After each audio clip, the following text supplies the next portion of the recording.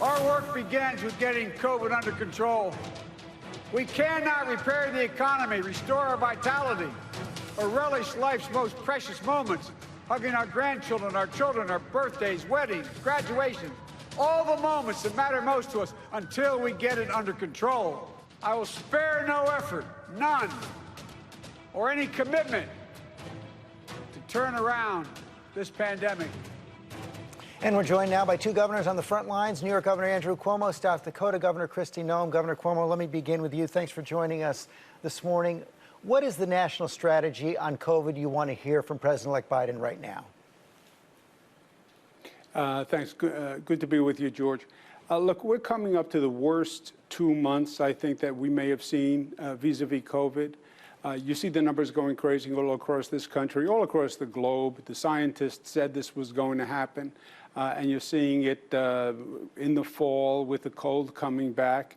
And we're going to have a long 2 months. Unfortunately, the Biden administration doesn't take office until January 20th. I know this was the election, but that's a long 2 months.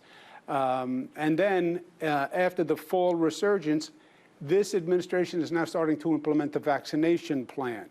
That's going to be very important, and that's probably the largest test we've had since COVID started. The vaccination plan is a huge undertaking. 330 million people have to be vaccinated. This nation only did 120 million COVID tests in 7 months.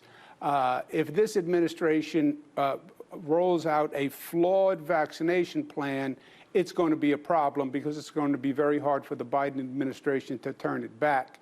But I think you'll see a different tone now. I think you'll even see some governors start to take a different tone now that Mr. Trump is out of office. I think the political pressure of denying COVID is gone. I think you'll see scientists speak with unmuzzled voice now. And I think the numbers are going to go up and Americans are going to get how serious this is.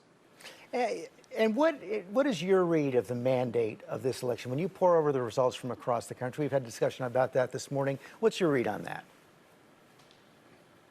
Look, I think it's right what some of your earlier guests said. There's a message for both parties in all of this. But I think the overwhelming message was it was about President Trump. And the country rejected the negativity, the personality, the controversy. He did everything he could, George, to divide the nation, right? He disunited the states of America. And Joe Biden is the exact opposite. You heard him speak from his heart last night. That's who he is. He's an authentic person. He's about finding commonality, which is an affirmative effort. You know, we are different in this country. And we can very easily factionalize. And that's what Trump played on, divide and conquer. Religious issues, racial issues, the gun issue, the abortion issue, the immigration issue. It was all about dividing America. You'll see Joe Biden is going to be all about that affirmative effort to find the commonality, the chord that connects. I think that's what it was about. I think there was also a general disdain for Washington when people's lives are under real stress and they're having real challenges. They're pointing fingers in Washington. And if there was ever a time in history not to do it, now was the time. The president-elect is going to have to unify Democrats. He's also going to have to work with the Republicans. Governor Kristi Noem is coming up next. What's your message to her and other Republicans who so far have not acknowledged, and we heard Senator Blunt earlier, President-elect Biden's victory? Look, I think it's a mistake. I think first of all, it is the exact disunity that was just rejected, right? Now you're going to stretch to find some legal case and further deteriorate trust in the democratic institution of this nation. If these election results came in on one night, George, it would be called a blowout. That would be the headline, right? 4 million popular votes. States no one thought that Joe Biden was going to win. The votes that Trump was counting on, the military votes, et cetera, never materialized. It would be a blowout. Stop the rancor. Stop the fighting.